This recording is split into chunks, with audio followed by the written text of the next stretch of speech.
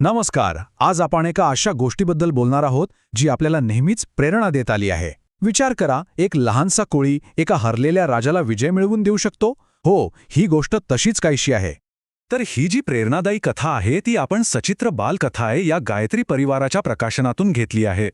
मग मूळ प्रश्न हाच आहे की खरंच एक छोटासा कोळी एका पराभूत खचलेल्या राजाला विजयाची उमेद देऊ शकतो का? चला, या गोष्टीतूनच या प्रश्नाचं उत्तर शोधूया.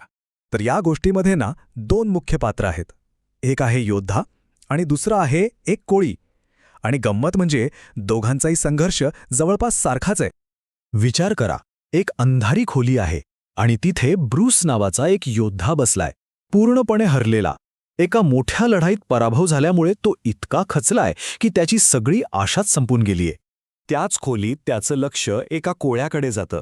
तो कोळी छताला आपलं जाळं विणायचा प्रयत्न करतोय, पण त्याचा धागा सारखा तुटतोय आणि तो खाली पडतोय, परत प्रयत्न करतोय, परत खाली पडतोय.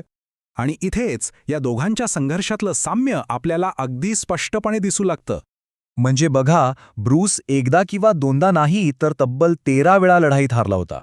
आणि साहजिकच प्रत्येक पराभवानंतर त्याची उमेद कमी होत चालली होती. आणि आश्चर्याची गोष्ट म्हणजे तो जो कोळी होता तो सुद्धा बरोबर 13 वेळा अयशस्वी झाला होता. प्रत्येक वेळी त्याचं जाळं तुटत होतं. बघा, किती विलक्षण योगायोग आहे. एक योद्धा आणि एक कोळी, दोन पूर्णपणे वेगळे जीव, पण दोघांचाही अनुभव एकच, सतत एकामागोमाग येणारं अपयश. पण कधीकधी असे क्षण आयुष्याला एक निर्णायक वळण देतात.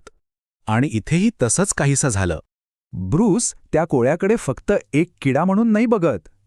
त्याला त्या लहानशा जीवात एक अविश्वसनीय चिकाटी दिसते की तो हार मानायलाच तयार नाहीये. 13 वेळा खाली पडूनही तो कोळी थांबत नाही. तो पुन्हा वर चढतो आणि आपला 14वा प्रयत्न सुरू करतो. आणि यावेळी तो यशस्वी होतो. अखेर त्याचा धागा छताला व्यवस्थित चिकटतो आणि तो आपलं जाळं पूर्ण करतो. कोळ्याचं ते यश पाहून ब्रूसच्या चेहऱ्यावरची निराशा कुठल्या कुठे पळून जाते. त्याच्या डोळ्यात एक नवी चमक येते. त्याला त्याची प्रेरणा मिळालेली असते. आणि आता योद्धा या नवीन प्रेरणेला फक्त विचारांपुरतं मर्यादित ठेवत नाही, तर तो थेट कृती करतो. त्या कोळ्याच्या चिकाटीतून शिकून ब्रूस पुन्हा एकदा आपल्या सैन्याला एकत्र करतो. तो दुप्पट उत्साहाने नव्या जोमाने 14वी लढाई लढतो आणि यावेळी तो निर्णायक विजय मिळवतो. तर मग या छोट्या पण शक्तिशाली गोष्टीतून आपल्याला नेमकी काय शिकवण मिळते? याचं सार काय आहे?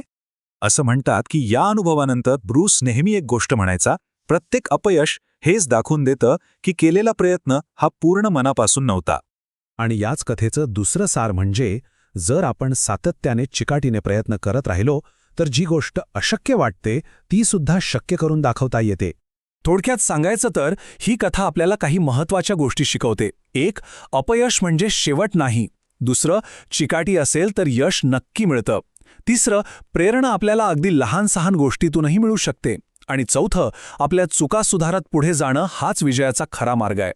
तर जाता जाता एक विचार नक्की करूया. आपल्या प्रत्येकाच्या आयुष्यात असा एखादा कोळी असतोच.